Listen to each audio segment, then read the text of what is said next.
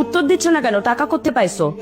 Passport নাকা তারা বাবু ছিল প্ল্যান পেমেন্ট ভিসা 6 মাস ধরে তুমি কোনো ইমেল চেক করো না, তাহলে এই ক্লায়েন্টটা আসলো কোত্থেকে? আর শোনো তো ঘেমেল করবো আইতেছিলাম আইতে বসতে তোমার সব কিছু মনে হয় বাচ্চা তুই আমার টাকা চুরি করে খাইতেছিস? হ্যাঁ, আমি তোকে পুলিশে দিব। আরে আমি আমি আমি নিজের টাকা দিচ্ছি তো। কোথায় পাইছিস তুই টাকা? আমি এখনই পুলিশ ফোন করব। কি করতেছো তুমি? হ্যাঁ পুলিশ অর্ডার অর্ডার বাচ্চার কাস্টডি মা ফারজান আক্তারকে দেওয়া হোক। নিজের পায়ে নিজের কুড়াল মারার গল্পটা শুনতে চান? শোনেন, আপনাদের অনেকেরই কাজে লাগবে। আমি সোহাগ, বয়স 32 বছর।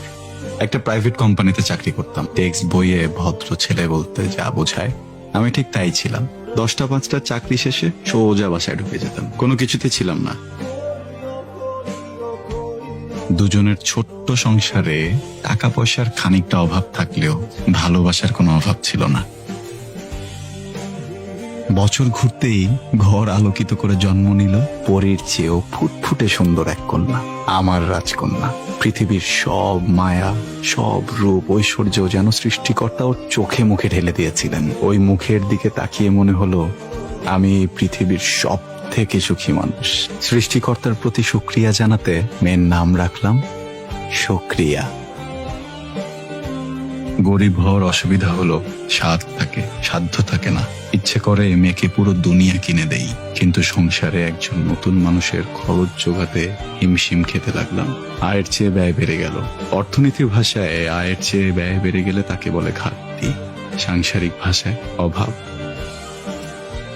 অভাবের সাথে যুদ্ধ করতে দেখা করলাম আমার একমাত্র সচ্ছল বন্ধু হাদির সাথে।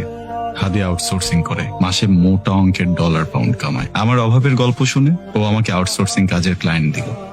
টুকটাক গ্রাফিক্সের কাজ পারতাম, তাই দিয়ে বিসমিল্লাহ করলো।